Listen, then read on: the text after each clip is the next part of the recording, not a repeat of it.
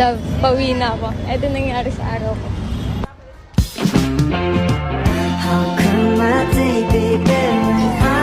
For today's video mga love, kakain serye muna tayo.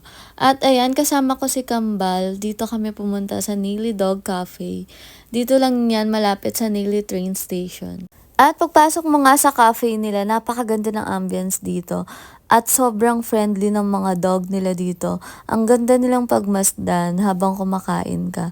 At sa food naman nila mga love, sobrang sarap din ng pizza tsaka fries. And umorder lang din kami ng cafe macchiato. Kaya kung napapanood mo tong video na to at dog lover ka, ito na yung perfect na spot para sa'yo. At after nyo kumain mga love, pwede rin kayo magpa-picture sa mga dog at i-assist kayo ng owner. At pag pinagmamasdan nyo talaga sila, sobrang sarap nila panoorin.